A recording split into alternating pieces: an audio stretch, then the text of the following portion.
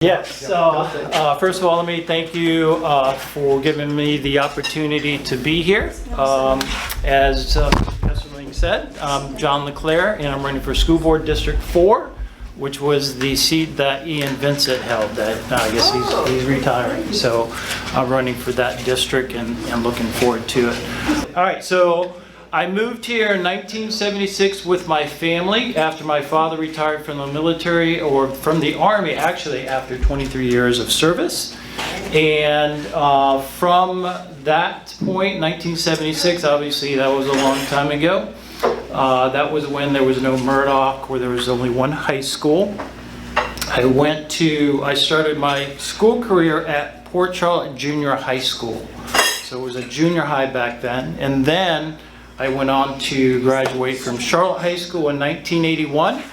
I left beautiful Port Charlotte after I graduated. I felt the calling to join the military, follow in my father's footsteps, so I joined the Marine Corps. 1981, and I did 4 years in the Marine Corps. Wonderful experience. Wouldn't trade it for anything. But 1985, I came back to Port Charlotte to start my college career. And I got my wireless one that works. Sure. You have to plug in the receiver. Oh, and is that? Yeah, it's usually that's kind of restricted. Yeah, that. Yeah. Bye.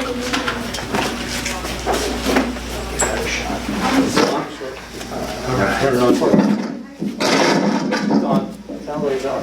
Test. Is that better? Yeah. Okay. So can you reduce the static, or is that part of the? Well, there's no static now. It's only if you shake it. Okay. All right. So as I was saying, I returned back to Port Charlotte in 1985 to start my college education. I had some money left from the Marine Corps for my college classes, so I used some of my VEEP money. It was called VEEP back then. It wasn't really that much, but it was enough to get me through my first 2 years of college. So I got my elementary education degree from University of South Florida. And then soon after I graduated, I started teaching at Deep Creek Elementary School, which was the first year that it opened. If you've been around for a while, you probably know Peg Jividan. She's an icon of a principal, and she was actually my mentor at the time that I began teaching there. Right before I started teaching, my daughter was born. So my actual funny story is my daughter was born on the same day as my first ever principals or meeting with my brand new principal. So I was actually taken out of my first meeting and advised that I need to get down to the hospital as quickly as possible because I was going to become a father. So my daughter was born on the same day that I started teaching at Deep Creek.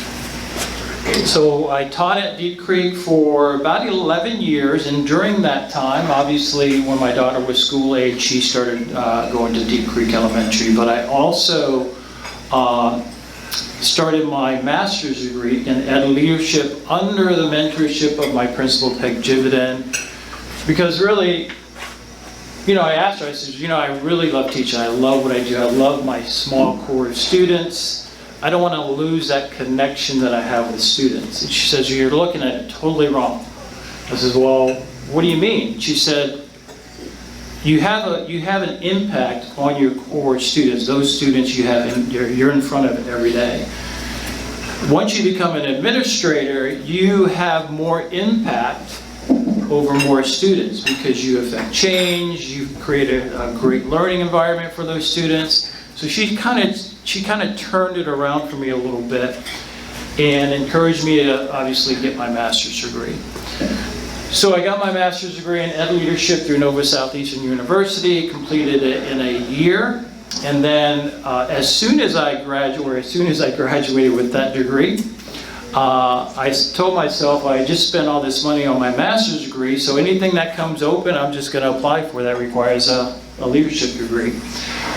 That opportunity came pretty quickly because I applied for a dean's job at Port Charlotte High School. So I was like, oh, I don't have any high school experience, but I know the principal that's taking over, Dr. Desjardins, he knows me. We've worked together on a project at Punta Gorda Middle School. So I applied for that job, and he hired me. And I was like, oh, now what do I do? Because at the time I was teaching 4th grade, and now I'm going to high school. But what he saw in me was I had a great work ethic, I had a passion for students, I had a passion for learning. So he wanted to give me a shot. I said, all right, I'm coming over. I started my first year of Port Charlotte High School.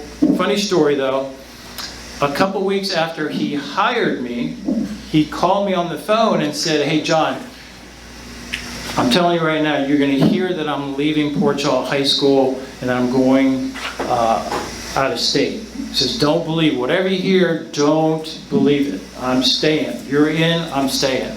I said, all right, well, I appreciate it. And actually at that time, I didn't even hear that information. A week later, he called me, got me on the phone. He says, John, I want you to be the first to know I'm not staying. I'm going to Maine. I got a assistant superintendent job up in Maine, but don't worry, you're still in. You're still in. So they brought in a really great educator, Gary Bernardo, who took over as principalship. So I was able to work under his direction. I was a dean of students for 2 years, and I was also interim athletic director. When our athletic director retired, they brought me on to kind of take over until they hired someone else. So I was kind of working 2 different jobs. After my 2nd year, one of the assistant principals got a job as the principal at Port Charlotte Middle School. So they hired me to take his place as the assistant principal. I became the assistant principal there for 2 years. And at that time, my daughter was in junior high, she was getting ready to go into high school, and I realized I was spending a little bit more time with my students and my staff than I was with my child, with my very own daughter. So I did a switch with another assistant principal at Meadow Park Elementary School. We switched, I went to Meadow Park as an assistant, he came to Port Charlotte High, and then I was at Meadow Park for a year, and then I became the principal after the first year. After 4 years, I had a desire to go to the middle school. I never experienced middle school. I always tried to avoid middle school because I heard stories. You probably heard stories. So I was a little hesitant, but superintendent, hey, we got an opportunity. You get to work under Mr. Revelis, who you were under him at Port Charlotte High. I said, yeah, I'll take that opportunity. I need that experience. I moved to Port Charlotte Middle School. And then I finished there as the principal after 11 years. So that gives me 32 years of experience in the Charlotte County Public Schools. My daughter graduated from Charlotte High School in 2008.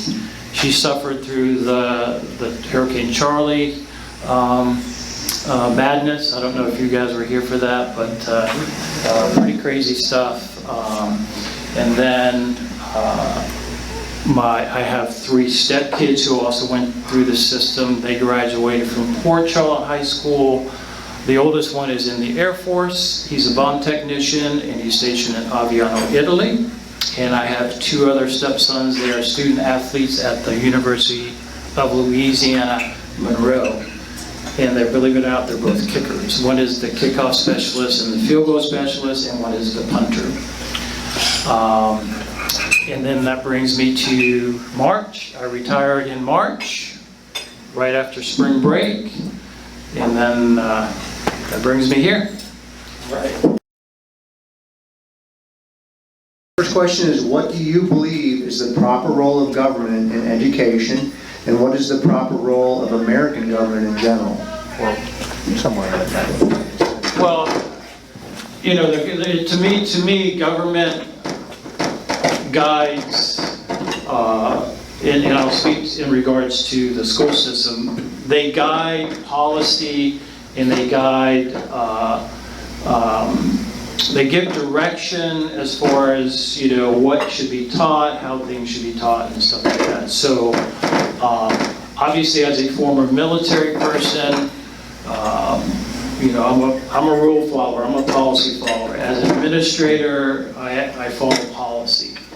A lot of times I don't agree with some of the policies that come down, but as an educator and as an administrator, I have to be sure that the policies that are set forth by the Florida Department of Education is followed. With that being said,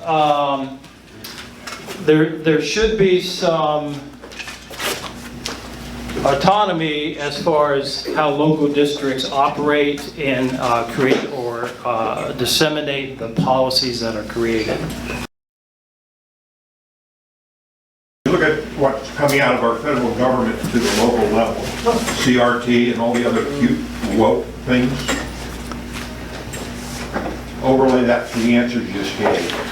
I have to agree with that. No. First of all, our governor solved that problem. He outlawed CRT. Critical race theory should never be in a classroom. Should never be part of a curriculum because it doesn't.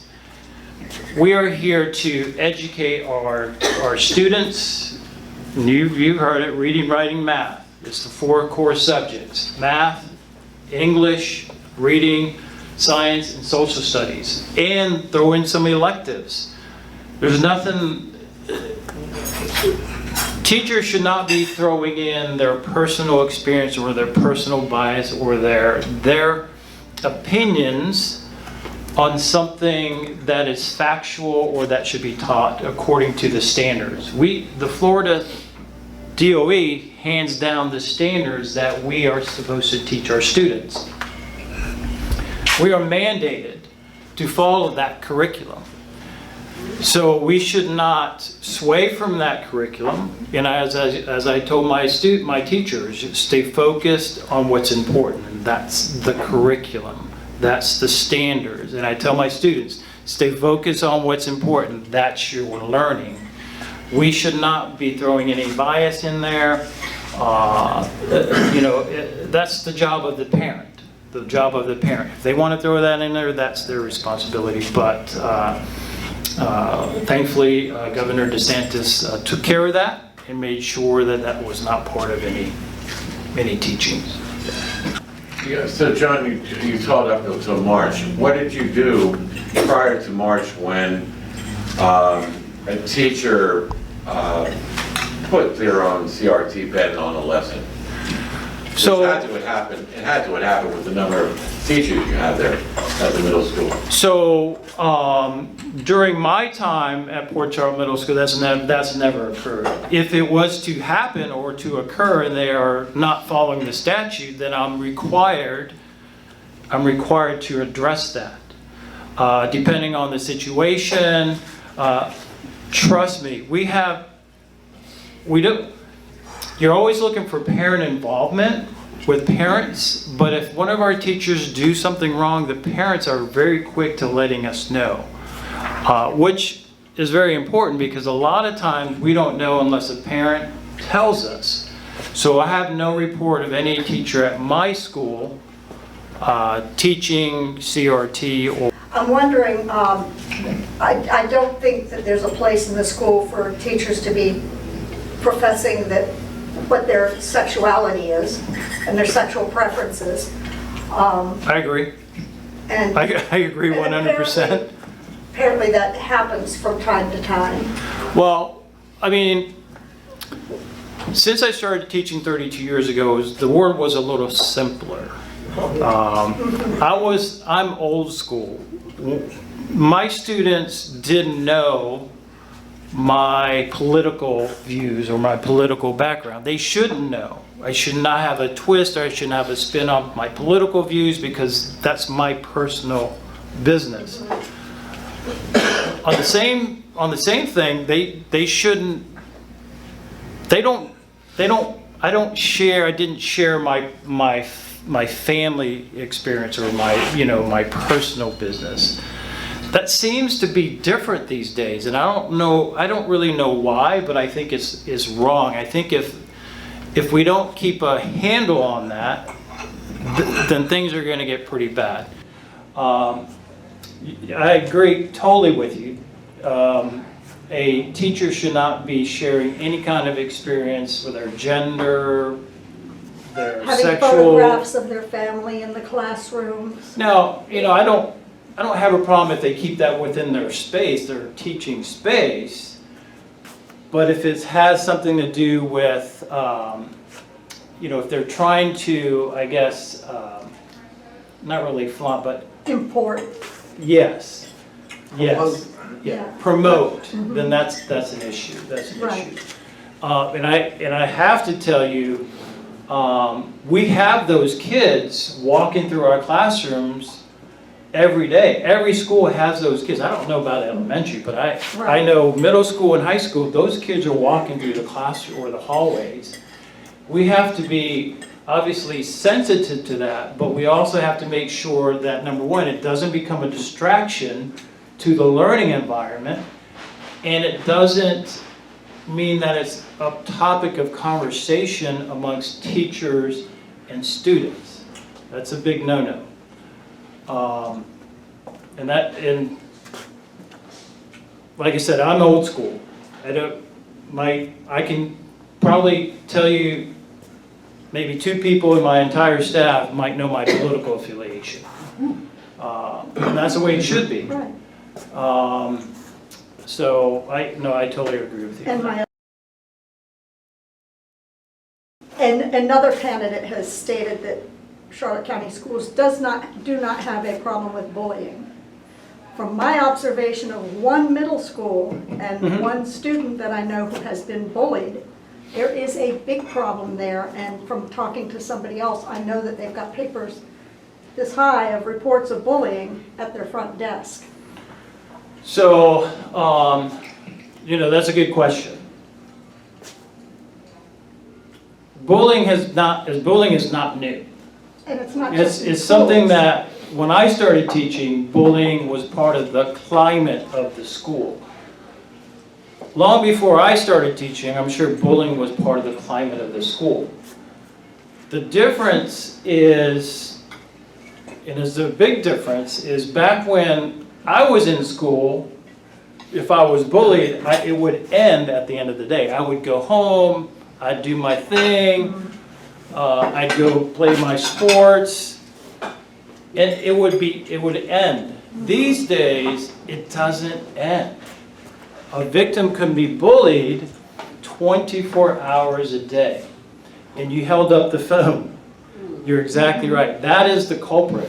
Because of social media and how students use their phones, they can now harass or bully students 24 hours a day. So the key here is obviously educating the students that there are consequences if there's a sustained bullying incident. A lot of times it involves doing a safety plan with students. A lot of times it involves getting both parents in. But they need to know the consequences of bullying. There are severe consequences. There's bully reports. There has to be sustained bullying. But no, I totally agree with you. And the key for school boards or district people is to keep up with the technology that continues to evolve and students use against students. I always say at the beginning of a year, I always said to my students, I said, what is the #1 weapon that is in our schools at this time? And they would talk about knives, they would talk about guns, obviously we didn't have guns, but they would talk about all these things, and I would pull out my phone. I said, this is the #1 weapon that we have in our schools because students don't know how to use it. They use it as a weapon, not as a tool. So that's a big thing. And I despise students who interfere with the learning of their classmates. That is, I despise, I don't want students coming into my building worried about being harassed or being bullied by other students. Whether they're sitting at home or they're sitting in the classroom. There's no place for that. Students should not have to do with that. And that, I'm going to make sure that there's policies that deal with that kind of stuff. Couple quick points, like in feeding off of Susan, Are these teachers taught in college and to deal with sexual matters? Or why are teachers dealing with that? Are they trained to properly deal with sexual matters with these students? Because I'm not thinking that they are. And why are they not being sent to counselors and have their parents called in that you have a problem? I mean, a friend of mine in Indiana who was a teacher, he finally quit his job because he was he's a man of God, and he was being forced to when he has Johnny sitting in his classroom, if Johnny felt like Susie that day, he had to address him as his female name, and he couldn't tell his parents. Why is the school board eliminating the parent from the situation? And it's not just in Indiana, it's here too. No, right. I have no idea what our new teachers are being taught in college. If I was a betting man, it probably wouldn't be on sexual orientation or anything like that. I think a lot of that's going on is teachers are in the business because they love students. They have a passion for education. Sometimes they get a little bit too excited and they feel that maybe if I share my personal experience, then maybe that will help. Unfortunately, like I said, that should not be the case. With Governor DeSantis's parental rights bill, or law that's now taking place, I think that gives districts a little bit more teeth to deal with teachers who might stray from what they're supposed to do. So in speaking with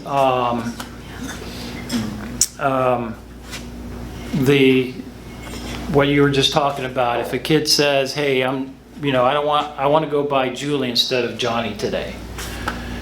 With the new bill, teachers are required to notify parents because it's a change in service.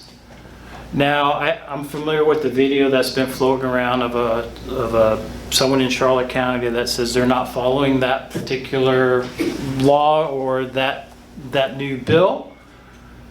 There's consequences to that. Like I said, every year at the beginning of the year, there's new policy that comes down from the DOE. It's my job to make sure our teachers are familiar with those policies and they comply with those policies. If they don't, there's an issue. It's my job to deal with that. So I totally agree with you. I've had that situation where we're not allowed to say, okay, but that bill takes that equation out of it. So every parent should know what's going on in their child's classroom, academically, health-wise. If they're having issues with students, harassment or bullying, every parent should know exactly what they're dealing with every day. So I think that there's two things. You have an advantage in running for the school board in the sense that you're an insider. You know how the schools operate. Mm-hmm. And you have a disadvantage in running for the school board in that you're an insider. And the public is now very aware that the school system and what they teach in the school system is very important politically. They weren't aware of that before. You know, they'd be aware of local representatives of one kind or another. But in the meantime, especially the Democrats were very aware that the school information is power. Information is really what drives the future. And so there's a sensitivity there now about what kind of representation we have specifically on the school boards. So as an insider,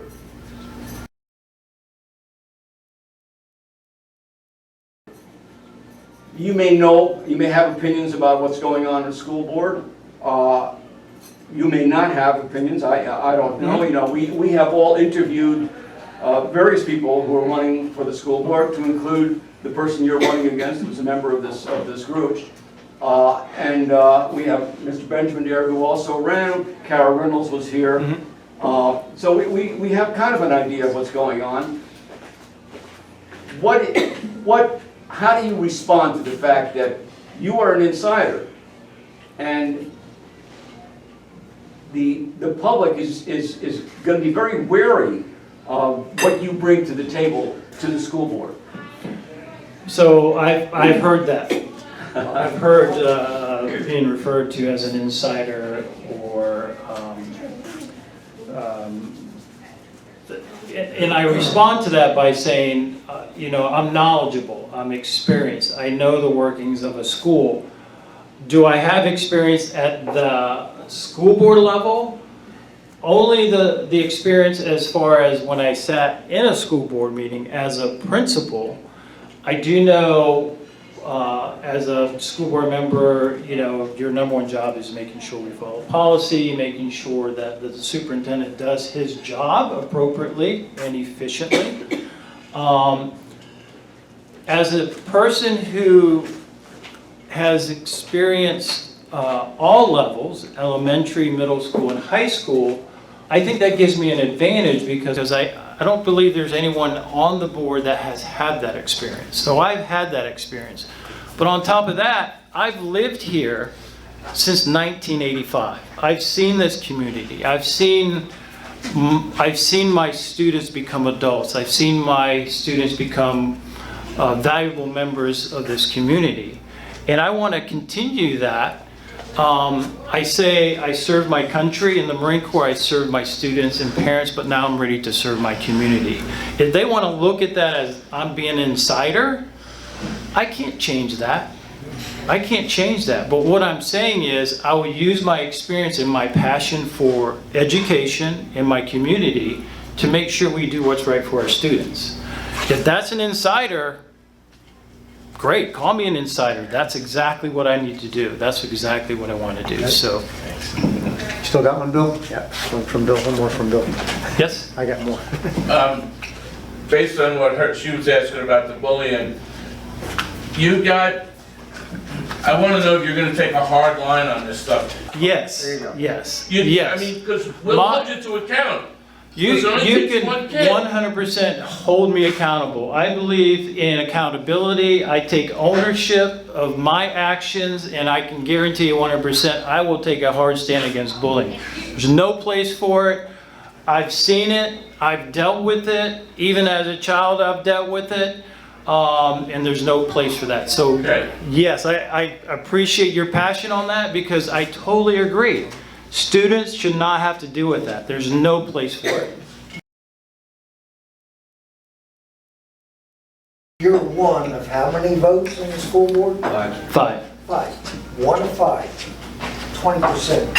How are you going to get the other 80%? Well, as an insider who has experience in the school, I have a unique You'd be that perspective. persuasive. I would. Because as I've seen what goes on in schools. I've seen the positive effects that a positive school climate does for students. We went from a C to an A 3 years in a row, highest performing middle school in the district.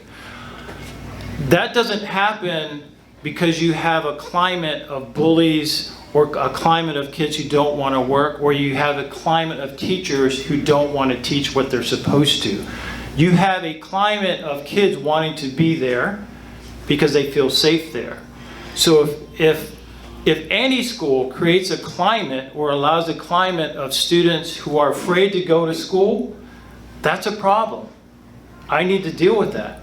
We need to deal with that. That should never be allowed. Students should be able to go to school, learn what they want to, have fun along the way, and teachers should have that same right. Teach what they need to teach, and maybe have a little bit of fun on the way, along the way.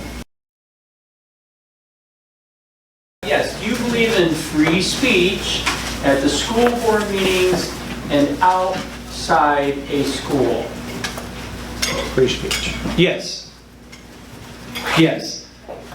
All right, so you know of the situation that happened in Punta Gorda, right? I know bits and pieces. Right. Right. So yeah, it was illegal protests on a sidewalk outside of school, 3 different topics, and then I was illegally arrested for that. Would you support that?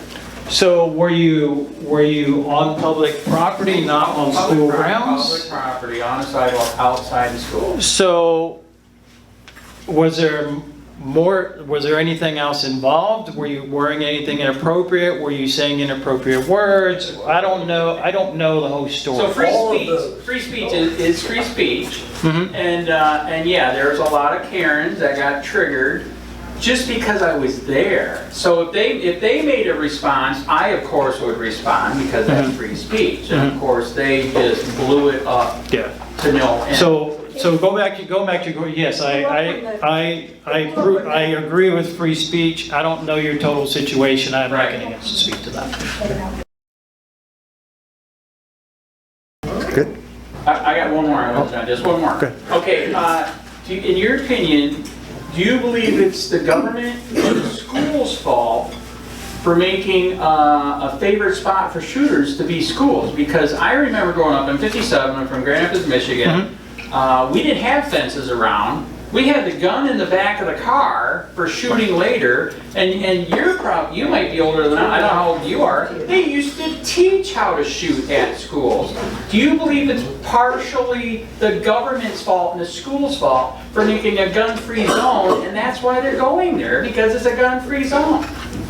Well, I can speak for this county. It's not a gun-free zone because we have an SRO or a security or a deputy at every school. Correct. Which they carry 2 weapons. They carry their sidearm and then they carry their automatic weapon. So, as far as the security in the district, I think we've done a pretty good job securing our campuses. Obviously, we've had some things that came along that really kind of made sure that we beefed up our security. I'm not really sure, what the district is, what their next step is, but you have to go through gates. You have to be buzzed in. Once you get buzzed in through the gate, you have to be buzzed into the one entry.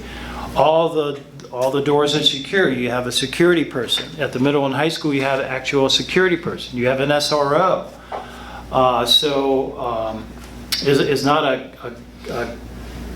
a gun-free zone, like you had mentioned. I just went to Michigan, by the way, people, and you know what's weird? The schools don't look like a prison in Michigan. What's up with that? They still don't look like a prison. So that was one of my protests, that schools are turning into prisons. Right. Kids don't know the difference.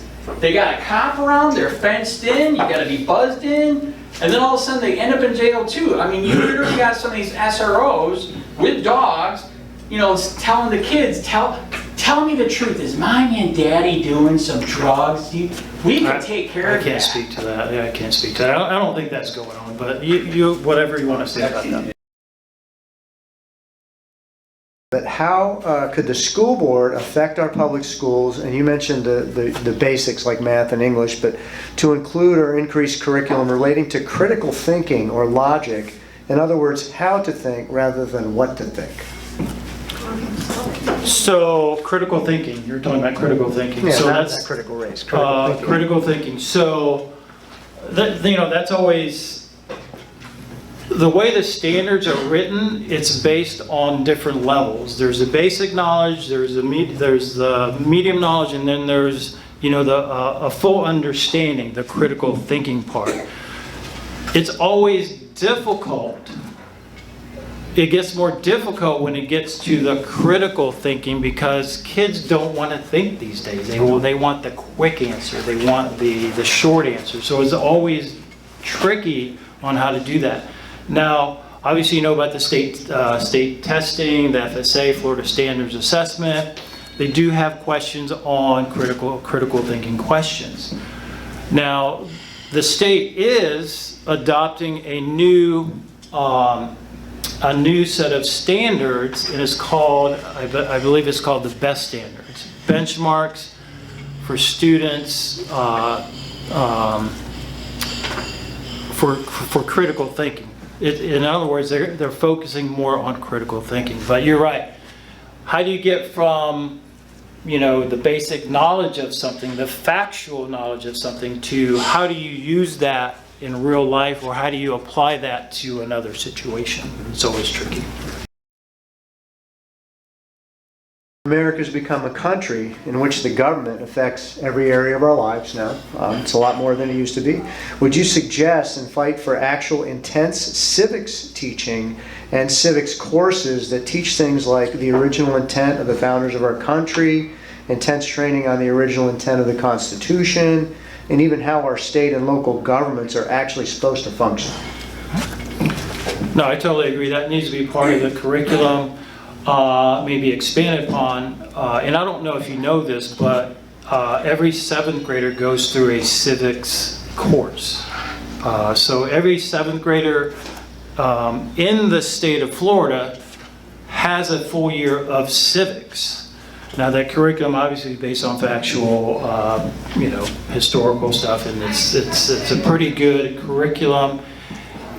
And the state monitors by that because they made that part of their testing every year. So every year, a 7th grader has to take a civics test, and they have to pass that civics test. If they don't, when they get to 8th grade, they have to make up that course.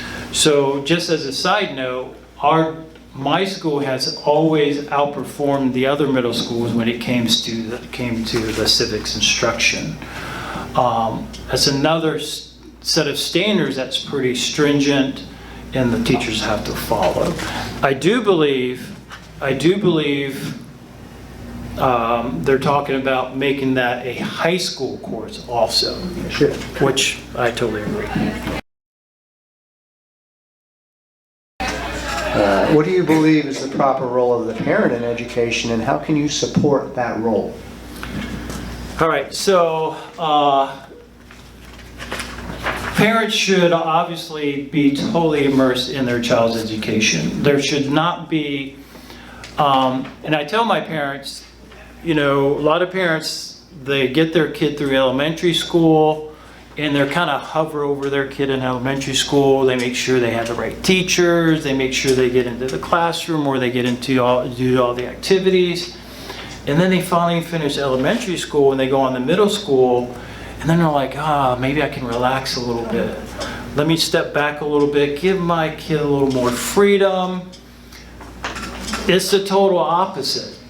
It's the total opposite. It's more important that you're more involved when they get to the middle school level, and then even more important when they get to the high school level. Because you're dealing with middle school kids are dealing with a lot. There are a lot of distractions going on there. So it's more important that their parent, their guardian, focuses on how they're doing. Now, parent involvement is always tricky.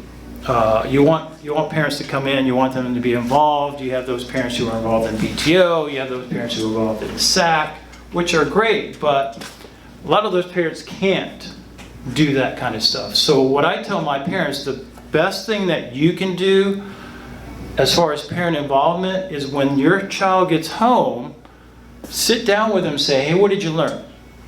What did you do today?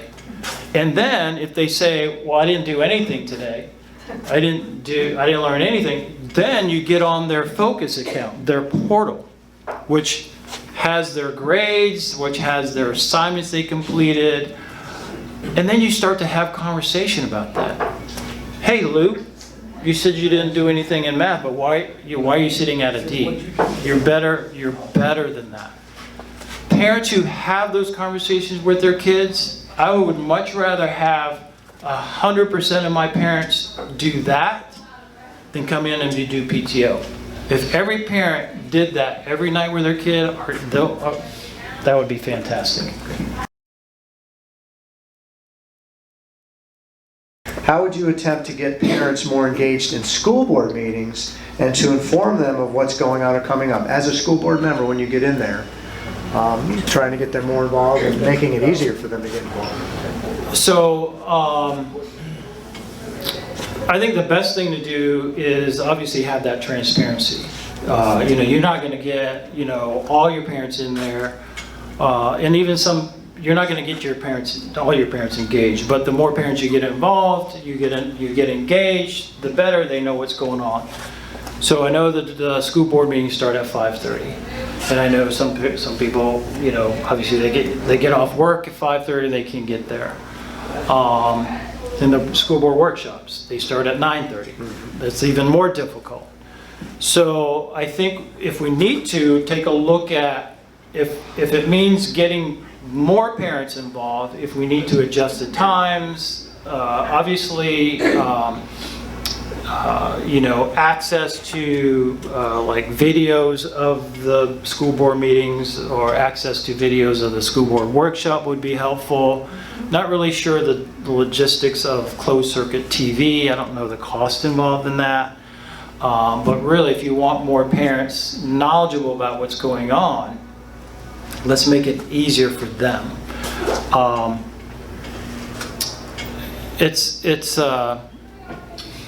What I found is I can get, if I have a basketball game at 5 o'clock, I can get more parents to come to that. But if I have a SAC meeting at 6 o'clock, I might have 10 people to come to that. Because parents pick and choose what they want to be involved in. So how can we make it easier for them? If they can't make it, how can we give access to them and make it easier for them? Should the time limit for public speakers at school board meetings be 2 minutes, 3 minutes, or other? Please specify. So, I don't know. I've been there where they had 3 minutes of comments and it seemed like it was sufficient. I wouldn't say 3 minutes. I wouldn't say anything less than 3 minutes. I would say anything more than you're probably going to run into some time issues. You know, there's always the next time if they don't get their word out in that particular meeting. But I think 3 minutes is sufficient as far as what I've seen so far. I mean, once I get on the board and I see that it needs to be adjusted, I don't have a problem looking at that. Let me follow up real quick. So how does that relate to only a few people showing up? If the time limit is 3 minutes and there's less than 10 people there, why should it matter if they give them 4 or 5? Because sometimes there's more on the agenda than 1 or 2 things, and that really limits them. And I know Sarasota actually made it 2 minutes, which is outlandish, but like I said, I don't really know the history of that time limit. You know, it's arbitrary. I would definitely, you know, look into that. Like I said, as far as what I've seen, 3 minutes is good. That would be something I would definitely look at. If you're new on the school board, okay, you've got people that are, let's say, that are been on the board for a while. I don't know them. I don't know how the school board is right now. But you'll be the new guy on the block, right? You don't want to make waves right to start out. But let's say a directive comes down and the school board wants to go a certain way, like letting goofy boys who don't know what they are go in the girls' bathroom, right? And you know that's bad, but 2 or 3 of your members are going to say, no, well, let's let them do that. And you're like, no, we can't do that. You gotta take a firm stand. Yes, I would have a strong voice on the school board. There's guarantee I will have a strong voice on the school board, and I would hope that every other board member has a strong voice on what is right for kids and what is right for our district.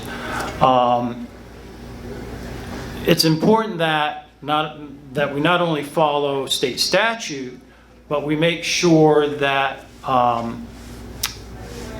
our teachers and our staff are following that state statute. And if they don't, then there needs to be some consequences. So to answer your question, Will I take a strong stance on something that's right for kids and our parents and our districts? Yes. I mean, that's why I'm doing what I'm doing.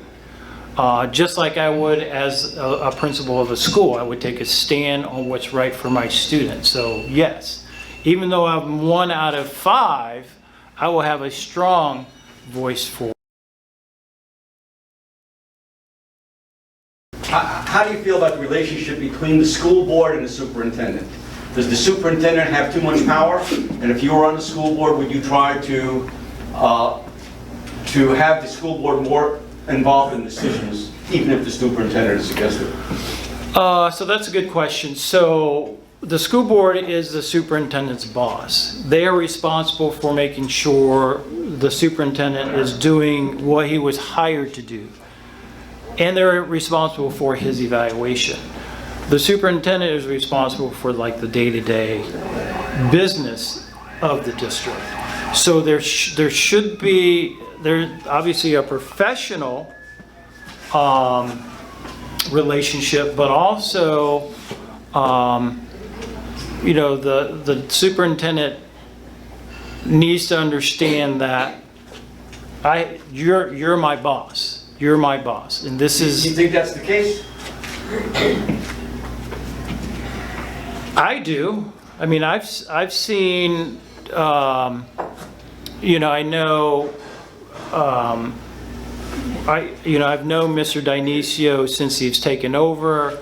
I've known him since like Port Charlotte High School. I believe he has a professional relationship with the school board and his day-to-day business. I have not seen anything that proves otherwise. Actually, a couple of them quick here. The current setup of the school board, when you go to a meeting, is they have a workshop. The public doesn't get to give input. That's the moment that they're working on the ideas, working on determining what they can do, but the public has zero input. They only get to make input when the school board's already made their decision, and then they can give input. By that point, the decision's already been made, which makes it very clear to the parents, our opinions don't matter. Do you believe that should be changed to allow input at the workshop to be a conduit between the parents and the school district to effectuate the change or policies, allowing that discussion to happen at that time? Yeah, I'm not, you know, obviously I haven't sat through many board workshops because I'm usually sitting in a school, but I did attend the one that was last month. Which was actually the first time that I sat through a board workshops that I thought was interesting. So I did find it, I found it interesting, you know, as far as the audience. Most of it was district personnel. I think there was one citizen. And I know what's discussed during that board workshop is stuff that's going to be presented at the next school board meeting the following month. Or a vote. And if I know this correctly, I may not, there is an opportunity for citizen input before the agenda is followed. In other words, if they have input on what was discussed at that board workshop, then they have an opportunity. So there's two opportunities for citizen input. There's at the beginning and then one at the end. But at that point, the decision's already they're already. Yeah, and what I would encourage citizens to do is if they go to a board workshop and there's something that's questionable, as soon as that meeting is over, they get on the phone and call their district school board member and say, hey, what's going on with that? I have a question about that.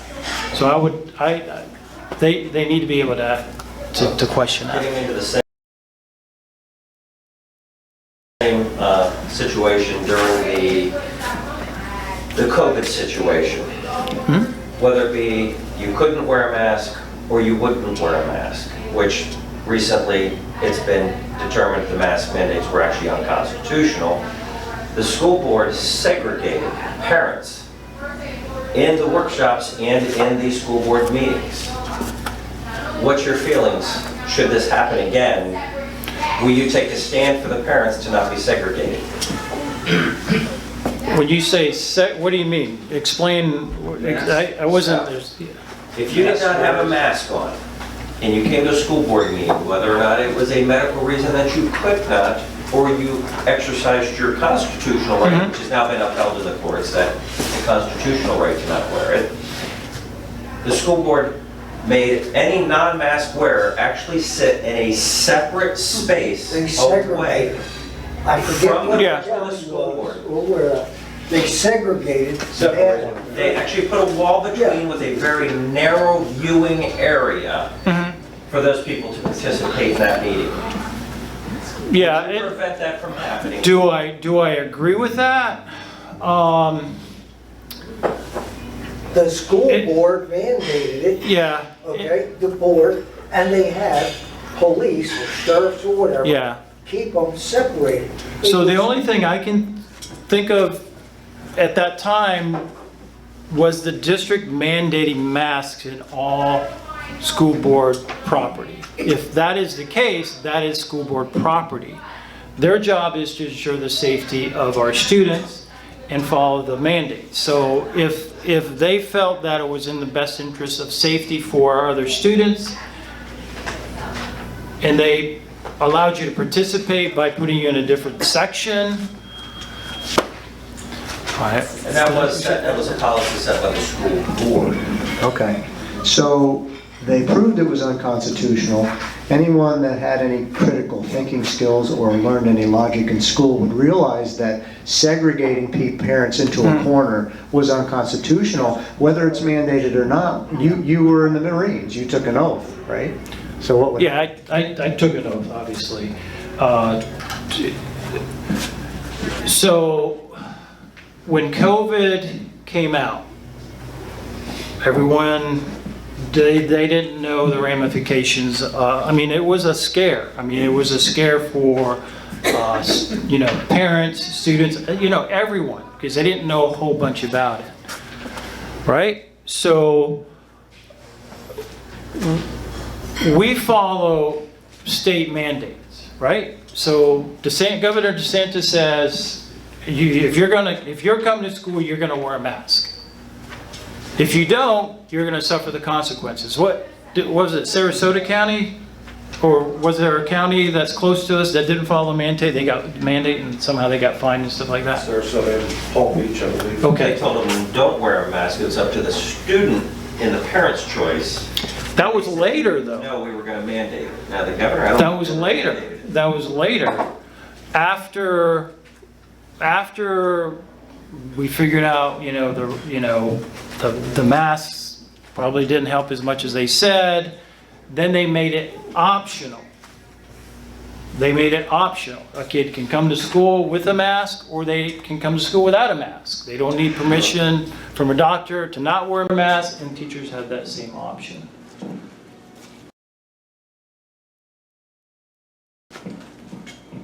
So what do you think about masks now? Do you believe that students and teachers should be forced to wear masks or take the vaccine? No to the mask and no to the vaccines. Excellent. Definitely. Hey, trust me, it wasn't an easy thing.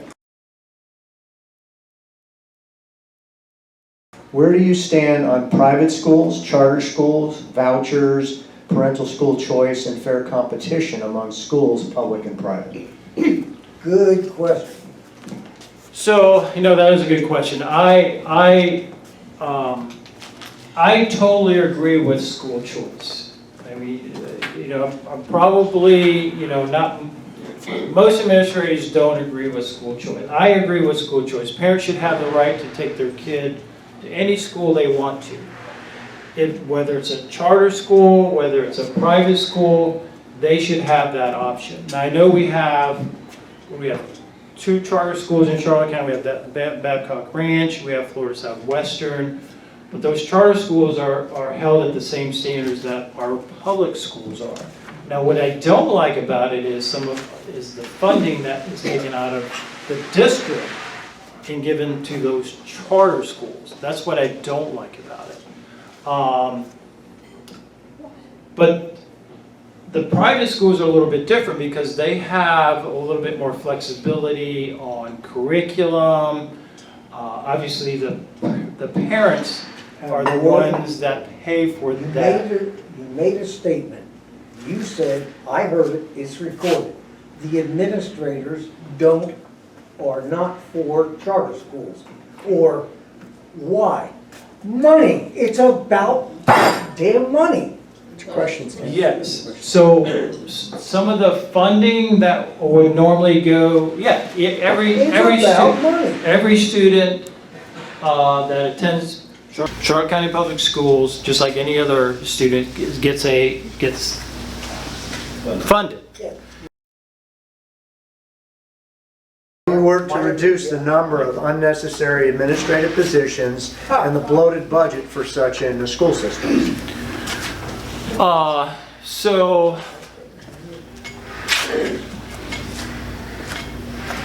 when I attended that workshop last month, there was a efficiency study that the district paid for. And in that efficiency study, it stated that we are good stewards of the taxpayer money.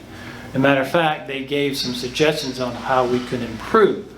Matter of fact, they said that we were a little bit too frugal in that we are a little bit less heavy than we should be at the district level.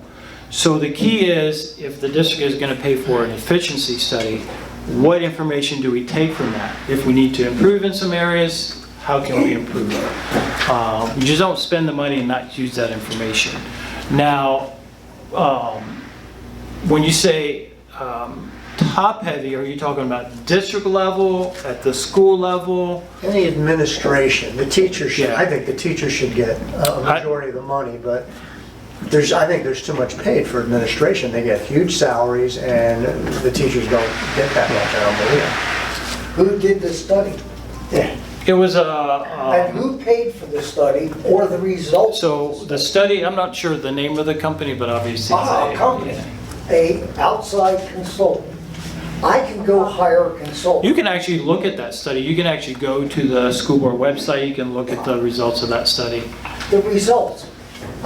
Statistically, I can justify anything I want to if I have the choice of what data I want to use. I learned that in statistics. Okay. It is a fact.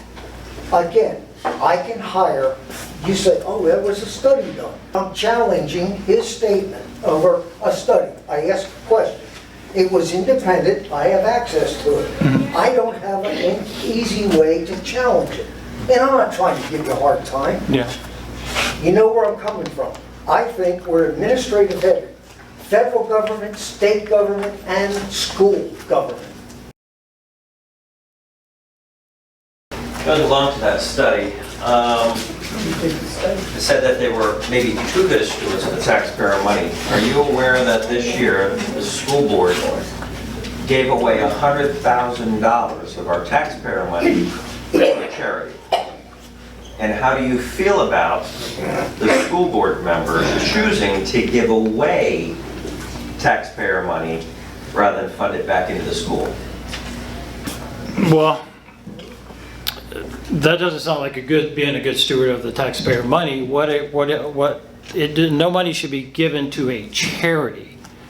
District money should not be given to a charity. What charity are you? What I heard, it was a federal grant that was given to Jesus Loves You Ministry, a homeless. Oh, I think I know what you're talking about.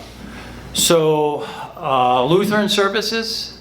Is it Lutheran Services? Okay. So Lutheran Services is a organization that helps with truancy, students who have truancy issues. So students who have repeated truancy issues, then Lutheran Services comes in and they try to help the family solve that problem. I don't really know the budget for that, but I don't know how it's tied to Jesus Loves Me. It's just, I know that there's the organization Lutheran Services helps students who have truancy issues and helps the parents. It was If it's homelessness in the county with adults and Okay. youth, but Will you promote and vote to allow cameras in classrooms?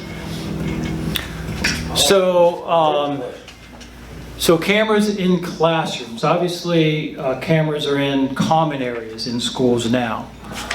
We have cameras, in offices, in hallways, in gyms. I would probably say no to cameras in the classroom, and let me tell you why. Not because I'm trying to protect the teacher, but I'm trying to protect the students. The last thing I would want as a parent is someone spying on my kids sitting in a classroom. The last thing I would want as a parent, if my kid starts to act up, is my kid being disciplined in the classroom. That's why I would disagree with cameras in the classroom. Not to protect teachers, but to protect students and their privacy. Does Charlotte County School System engage in social promotions? If so, what would be your response as a board member? Social promotions of students. Social promotion. I don't know what other schools did or what their practices are. I know there's at the elementary level, I know that they have to pass a third grade test to be able to be promoted to fourth grade. But no, I don't agree with any kind of social promotion. If a student does not meet the standards to go on to the next level, then that student needs to make sure he's ready for the next level. That means doing another year. I think that's important for the betterment of the kid, because once they're behind and they continue to be behind, they'll never catch up. So you're actually hurting the students in the long run. Are you familiar with Neola? Not a whole lot, because I don't really deal with. At this point, I didn't really have to deal with policy. I just had to make sure I follow policy. But I believe Neola is the organization that makes sure that districts are in compliance with policy and making sure that the policies that are written are in compliance with state or government. But it's got a reputation of being a leftward, at least that's the rumor that we hear about it, and that the county pays, I don't know, a couple $1,000s a year to be a member of that. Yeah, I'll have to do some research on that. I'm not really familiar with Neola. Do you agree with policy that is passed down? Federal, state, local? Well, No, wait a minute, you were a principal. yeah, I'm not always 100% agreeable to some of the policies that are passed down. Sometimes I don't have a choice. My job is to make sure my teachers are following the policies that have been handed to us. I don't have any influence on policy. I don't have any say-so on policy. Usually by the time it gets to me, I need to make sure my teachers are in compliance. And if they're not, that's on me. Okay. Loudoun County, Virginia, school board, parents reared up. They had a male that decided he was female. So it goes into a female bathroom, girl's bathroom, and rapes the girl. They squelched it, okay? They moved him from that school district to another one. He did it again, okay? It finally became public. Now, policy, okay? Talk about policy. The policy should be, get that kid the hell out. Do something with him, okay? 2 rapes, okay? In 2 female bathrooms, and he's a male. Yeah. This is ridiculous. Yeah, that should never occur. Question? It Yes. never occurred? No, that should never. Oh, Should never. Anything else? If you don't hold kids accountable, if you don't hold students accountable for their actions, they'll do it again.